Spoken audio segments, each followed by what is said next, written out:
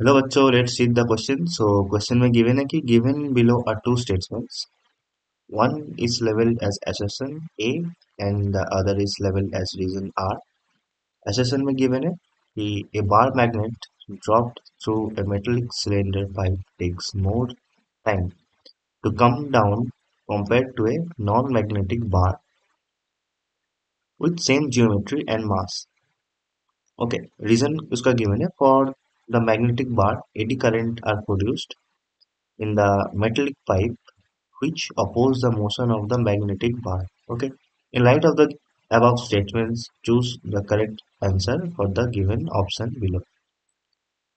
तो इस क्वेश्चन में जो की कॉन्सेप्ट होगा,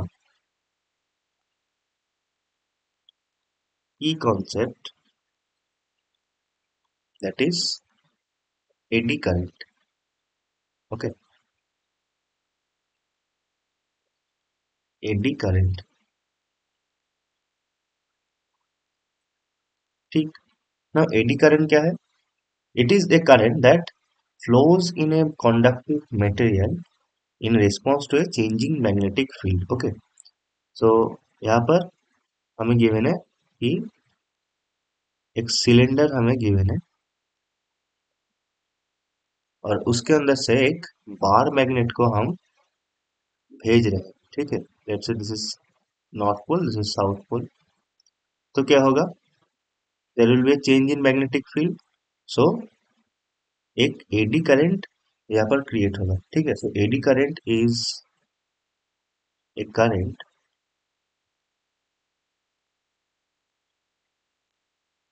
दैट flows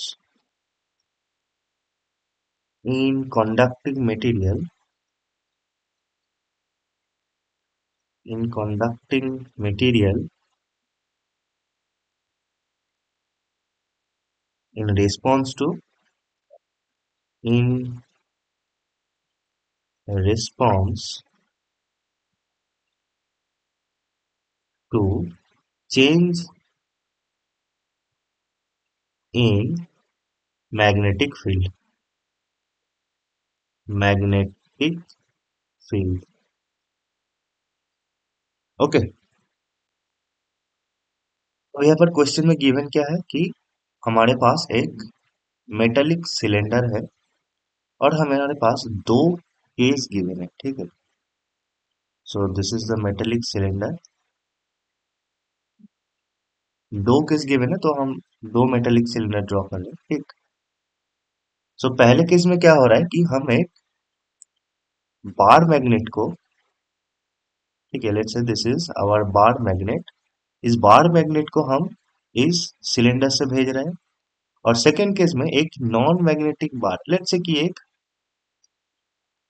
वुडन बार को हम, ठीक है, this is wooden,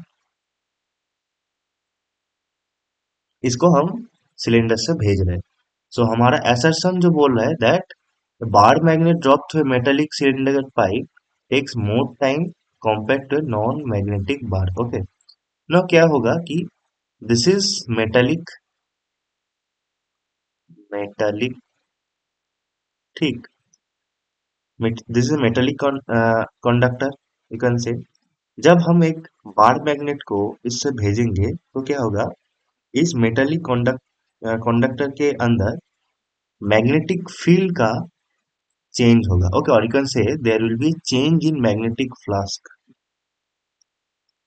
change in magnetic flux जब उस बार मैग्नेट को हम इस सिलेंडर से भेजेंगे. ठीक. तो अगर चेंज इन मैग्नेटिक फ्लक्स होगा तो क्या होगा? There will an eddy current. Okay, so eddy current flow होगा. Eddy current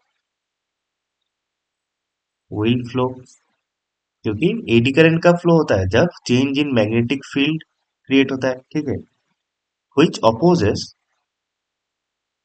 which opposes the motion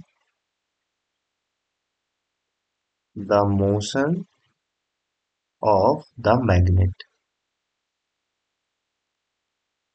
okay, तो एडी करंट क्या करता है, it opposes the motion of the magnet, इसीलिए magnet move slowly in the, तो क्या होता है, the magnet will move slowly in the cylinder. Okay, so magnet moves slowly